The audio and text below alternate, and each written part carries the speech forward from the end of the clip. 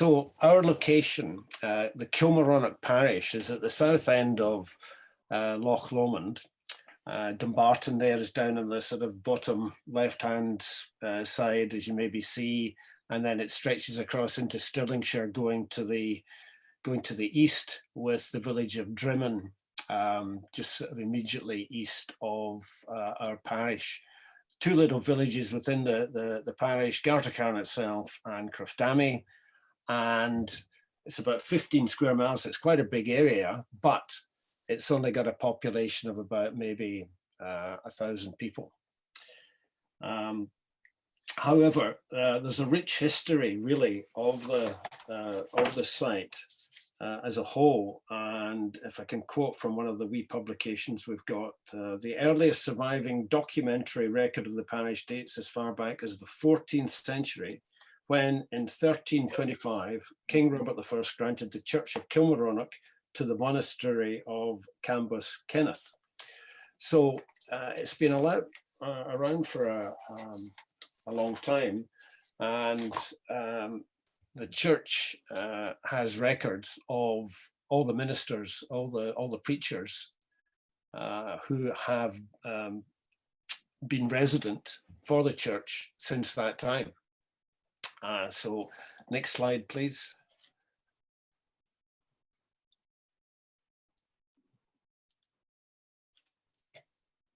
Now I don't know if my arrow comes up on the screen, maybe not, but this shows the area that we've been successful in purchasing. The larger hatched area is a glebe field with, at the right hand side, a bit of a car park, and then the small red rectangle to the east of that is the church itself. Now the church is surrounded by a graveyard, next slide please, which is operated and owned by the local authority, West Dunbartonshire Council. So that's the church there. The current building on the site, this church was built in 1813. So it's a Georgian wee classic, as some architects would describe it. So there's a lot of light comes into the building. Maybe compared with some of the more Gothic churches that are in other locations. Next slide, please. You'll see this is very similar view, but you'll notice that on the roof there's a lot of moss, and generally over the years, since the earlier photograph, there's been a wee bit of deterioration in the external fabric. Next slide, please. That's the west elevation, so there's a little bit of stone attention required here and there, and there's lots of leaks historically around the bell tower at the top there, where unfortunately lead was stolen some years ago. Next slide, please. So inside, there's a small gallery upstairs, and that's looking down from the gallery at the basic arrangement of the pulpit area of the church. Next, please. And just coming a wee bit further back with 3 rows of pews, which we think are the original pews going back to 1813. And next, please. And that's looking the other way at the gallery above, with an organ on the right hand side there. So with the graveyard being there, this church has been the centre really for matches, hatches and dispatches, as it were. The marriages, christenings and burials for the community, and indeed further afield. Lots of people have come historically to the church here for marriages, and we've had requests for pews if we're taking all of those out from various quarters. Next slide, please. So our vision, given that the Church of Scotland, the reason they've closed this church is that for historical reasons, there have been two churches within this parish, one within the village of Gartrickham itself, and the other one, as you've just seen. And not to bore you with the detail, after some kerfuffle with the presbytery, it was decided that this church, notwithstanding what I mentioned, would be the one to close. So that was in 2017. So moving on from there, our overall vision and purpose of the trust is to deliver a fully restored historical church building to be available for flexible and sustainable community use, with an emphasis on heritage of the site for the benefit of locals and visitors. So that's evolved over time, and it will continue to evolve. And I'll go on now just to describe the processes we've gone through to get to the stage we have. Next slide, please. So an open public meeting was really the catalyst to get this going, to determine local interest and see what the potential would be for earnest volunteers and in due course trustees. So this happened. It needs to be well advertised. It's best led, in our view, by a positive, enthusiastic, knowledgeable speaker with a few others of like mind in support. It's useful to check out, it's been mentioned earlier that, of course, it may not be Church of Scotland that's been the owner or is the owner. It may be another denomination or whatever, or it may be not in church hands, as it were.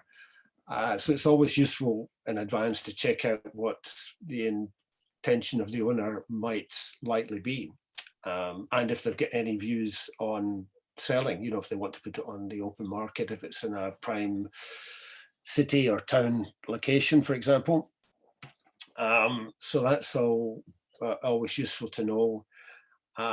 Sound out possibilities at the open public meeting, which happened in our case, and of course a round robin question and answers on a number of issues, with trying to get as many people to become involved as possible. And I think any meeting like that, it's easy to gauge if there's enthusiasm or otherwise, not least by just the number of people turning up.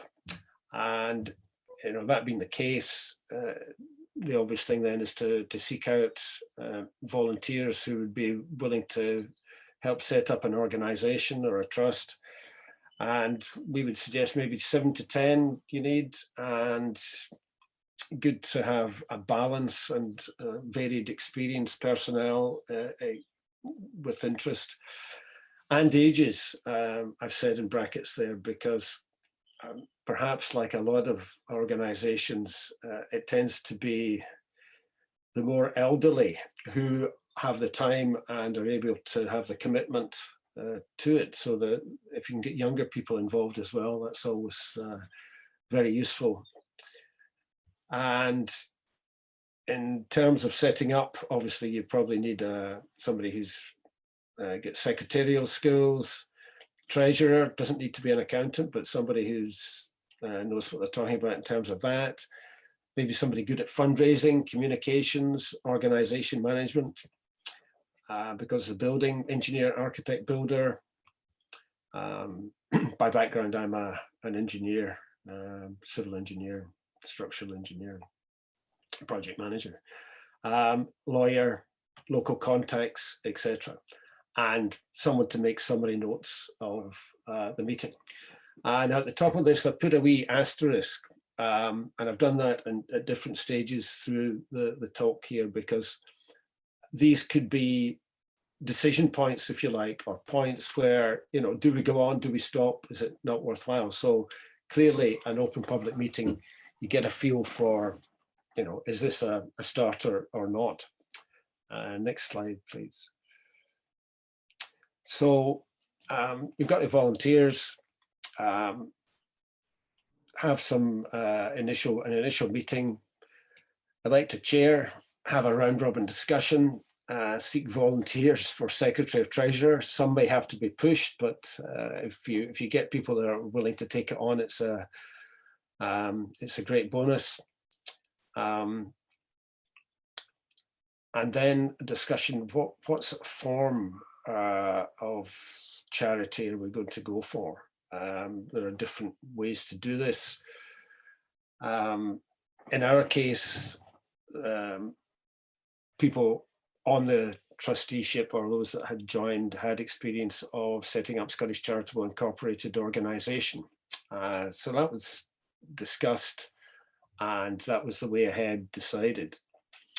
Again, summary notes of the meeting is important to have that for all meetings, and an action list summary.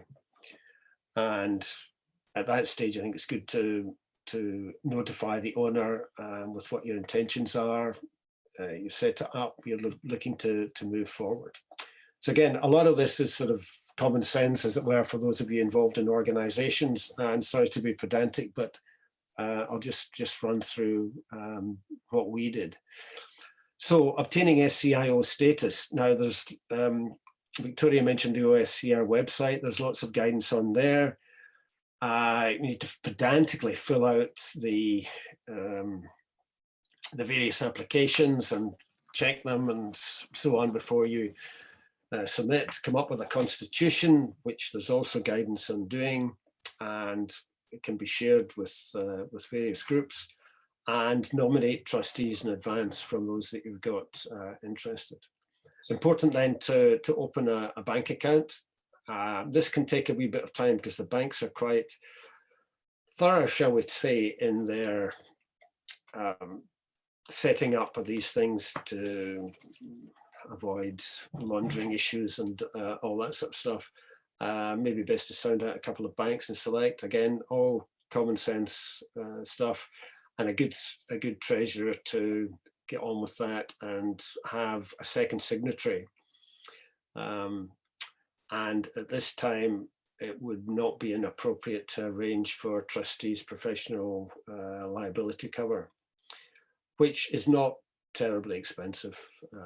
Really, it's maybe £200–300 a year, so it's achievable. So, next slide, please.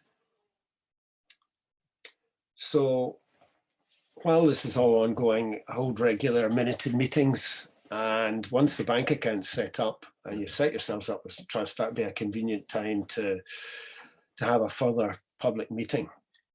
And then again, keep in liaison with the owner, keep them informed about what your intentions are going forward, that you've got interest from the community. Now, I've noted in here that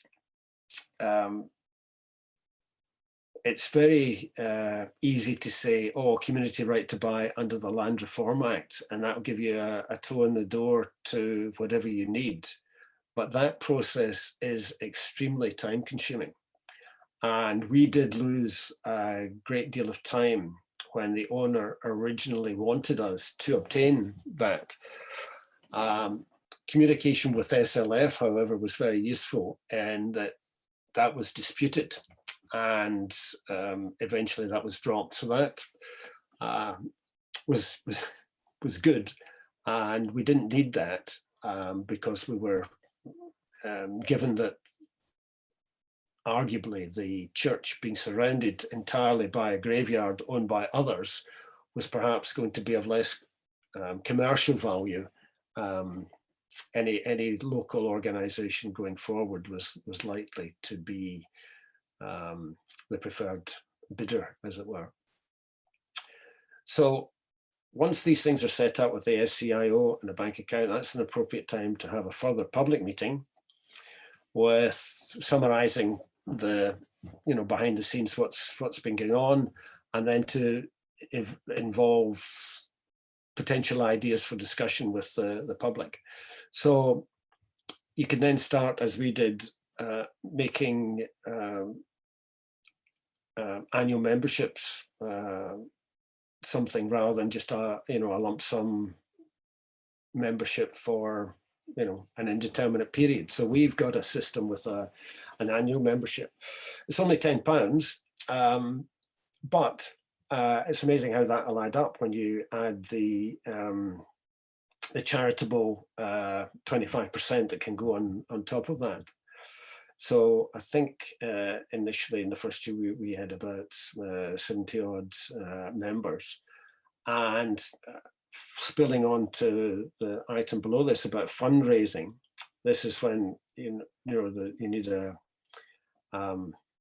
effort to find out who would be able to fund a feasibility study for the building. Local authority, in our case, the so-called Forth Valley Leader Organisation was extremely helpful, and also SLF themselves.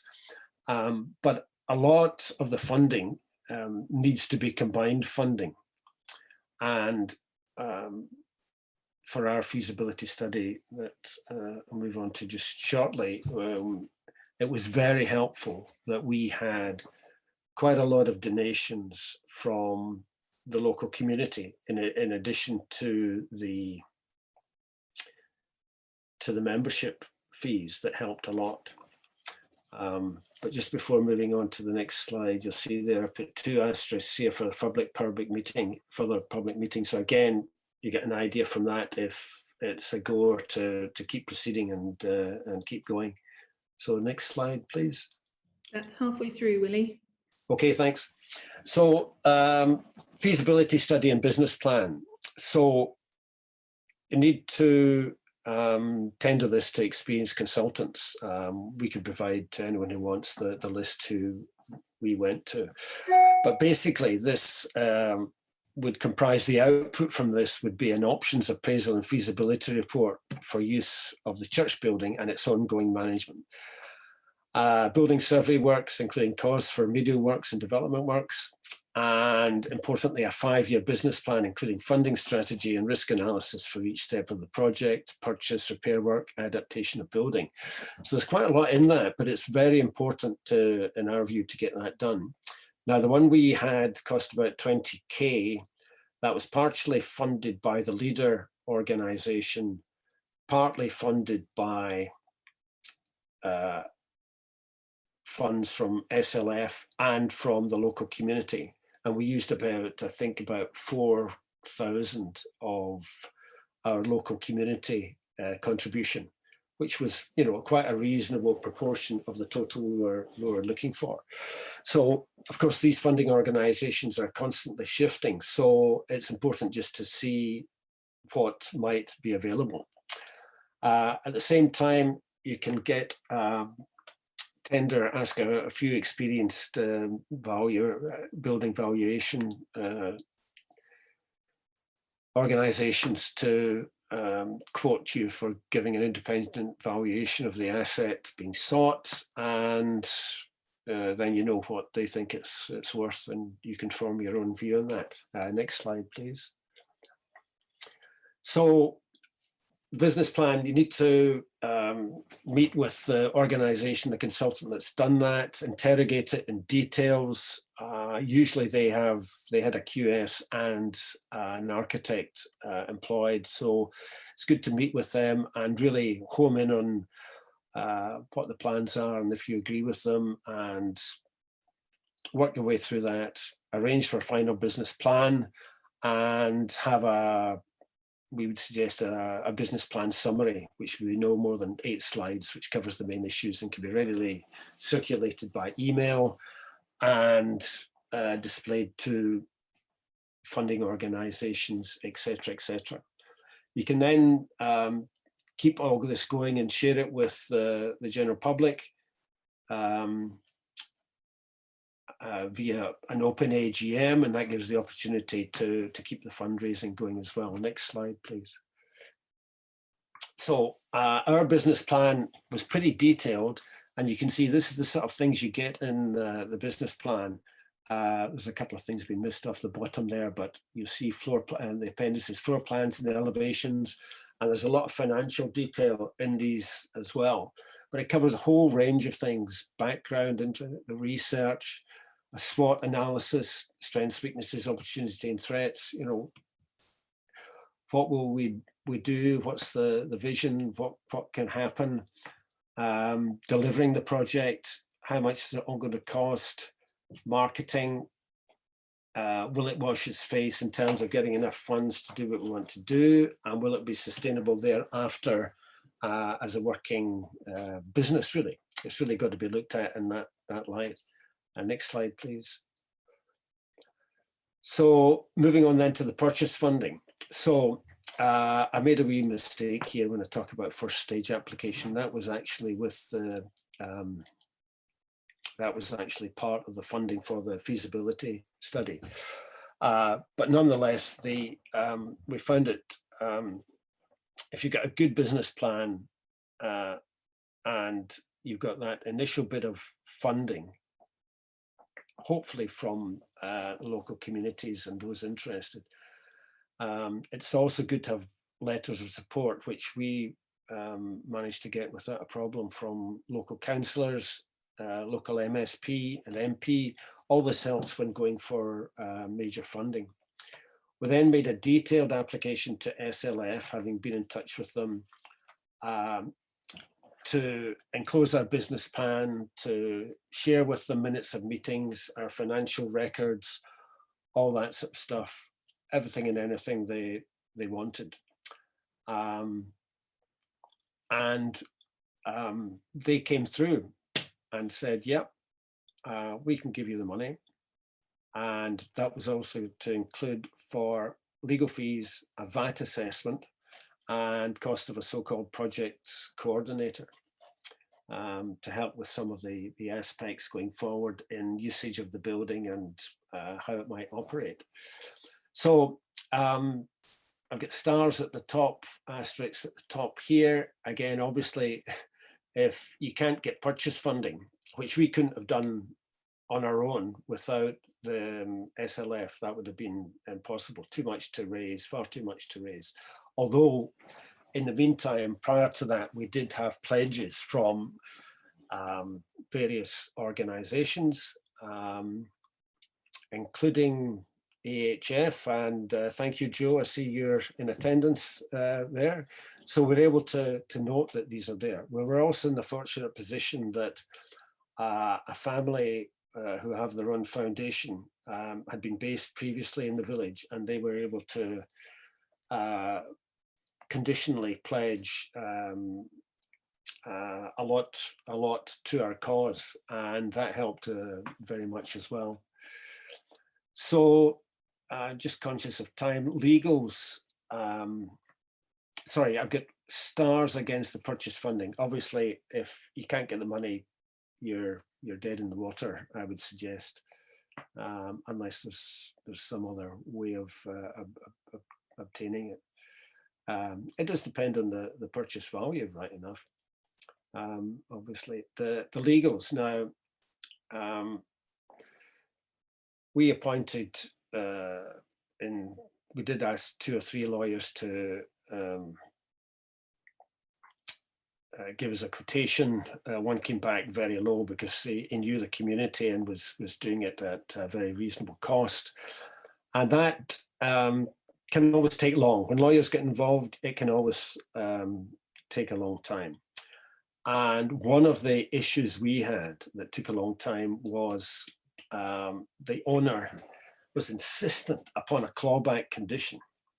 In other words, if we sold any part on in future of, and because we had the glebe, I suppose that was one of the areas where, you know, if that had been sold for housing, it's in the national park area. We had letters from them saying basically that couldn't happen. But it was a stumbling block for a long time, with lots of emails and letters and correspondence, because the owner wanted to apply that. But our funder for the purchase, SLF, would not entertain it. So we eventually reached a compromise where it was a much reduced and on the glebe only for a clawback condition. It's just that the disbenefit is that if you've got one, it can maybe influence your borrowing power if you ever felt you needed to borrow money going forward. So, and it's always useful to get the money transfer process sorted out as well. Also in the legals, an important point to note, check out any servitudes for power, water, electricity, IT, etc., which may be required for you to do what you want to do, but also may be incumbent on the owner, which would transfer to you. So for example, we've got a case of we have to allow our car park now to be available to Western Bartonshire Council when any funerals are ongoing. So while all this is ongoing, you know, keep all the activities going, trustee meetings, you can go out to tender for architects, consultants for a range of things, which is what we did, and fundraising, obviously. Next slide, please. So our actual timeline was that we had our first public meeting in June 2017. We registered as a charity OSC with EOSCR November 2017, bank account open 2018, membership open 2018, public meeting August 18. Our feasibility study ran from sort of November 18 to February 19. Valuation by the same time, March 19. Business plan received and approved and finalized at that stage, June 19. Meanwhile, we're doing further surveys and meetings with the Church of Scotland to go through the legals, these letters of support I mentioned. We got note that our application to SLF for the amount we wanted was successful. That was in November 2019. We obtained £57,110. That covered 95% of the purchase cost, and we were able to demonstrate that we had the money available in our account from other local sources only, the community of the other 5%, plus other funding pledges from elsewhere. 45,000 was the cost for the actual, the glebe, the church and the car park. And the balance of that was, is covering our legal fees, VAT assessment, and this project coordinator. So we made our first initial offer to the Church of Scotland on the 27th of January 2020. And while we agreed a price, we toed and froed in all the legals, and of course there's COVID in amongst all this as well. So it wasn't until we got an agreement and the legals were finalized properly that we took ownership, and the keys were handed over just last month, 17th of February 2021. So that was just 3 weeks ago. So currently we've got funding pledges in addition to the monies we've parted with for the purchase of about 145, maybe a bit more now, K, and we're avidly pursuing other potential funders. So immediately, the day after we took ownership, we had people in looking at the boiler, upgrading the fire safety, and an electrician looking at the electrics, which should have been condemned 30 years ago. So we're busy now on getting electrical quotes to attend to that as an urgent activity, and to have moss removed from the roof so that we can look more closely at the implications of that. So next slide, please. A few minutes left, Billy. Yeah, thanks. This slide I had from a previous presentation, and it's just the sort of phases we intend to go through. Make the building wind and watertight. These are upper end estimations, ground floor modifications, upper gallery conversion, and external works. And we're ongoing with others. So next slide, please. And as part of our feasibility and the business plan, the architect and the team produced plans. So all the pews would go out, and we'd have flexible chairs. So we've got a multi-purpose usage area. There are no toilet facilities or anything else. There's no water to the building just now. So we'd have one side under the gallery as kitchen area. The other side is loos with storage area in amongst it. There's stairs up to the gallery on one side when you go in the entrance. On the other side, we'd have a sort of small vestibule and a wee man lift to go upstairs. Next slide, please. And this shows cross sections of what we intend. That we'd have a glazing panel above the gallery with a meeting room and a heritage room. Downstairs, we'd have this open, flexible use. Next slide, please. And it's always good to have some sort of program. So we're currently tackling the urgent items that I mentioned: electrics, moss removal.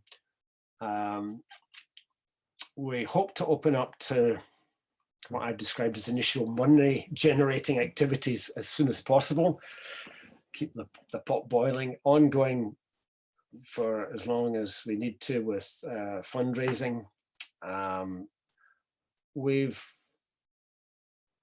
already gone out to architects so that they can, as a team with structural engineer and so on, help take us forward with the process. So depending on funding, we may appoint someone later this year for phase one, which is the external fabric. And then we'll be able to start on the construction work for that. And then hopefully next year and into 2003, we'll be able to proceed with the next phases. And then, you know, potentially an overall full opening come 2023. Next slide, please. And way ahead, the main activities: fundraising, and make project awareness. We sent out, when we took ownership, a press release. So there's been a wee publication in our local Lennox Herald, which covers Dumbarton, Alexandria, Raven, but also Stirling Observer and a few other local websites and such like. It's always good to get as much interest as possible. And we're progressing with the project's details on what we can afford at the present time. Ongoing with the NP's National Park, they're the planning authority, so we've kept in good touch with them and with the local authority and others. The glebe, in due course, we're considering for a natural burial site, which is becoming more popular. We need a new minutes secretary, so we've progressed on that. We've got an excellent secretary at present, but time moves on and we're in need of a minutes secretary. And we need persons interested in detailed pursuit of heritage issues. We've just recently honed in on a very good consultant who's helping us through some of that, but to have some more local people interested in the detailed pursuit of what we believe is quite a strong heritage issue. And it's interesting that there are a number of other churches here, because there's an interesting number of gravestones and people known to the general public buried in our graveyard. And we're aware that there are graveyard tours organised at Stirling Castle and in Gargunnock. And Luss, of course, is the church there is very popular, and it's not beyond imagination to see that there could be something of a, you know, maybe a pilgrim trail develop, which might be, you know, of general interest across a number of churches. So we're ongoing with monthly meetings of the trustees, and then we've got a funding subgroup and a building subgroup that meet regularly as well. And that's where we're currently at. So next slide, please. And there we are. Any questions?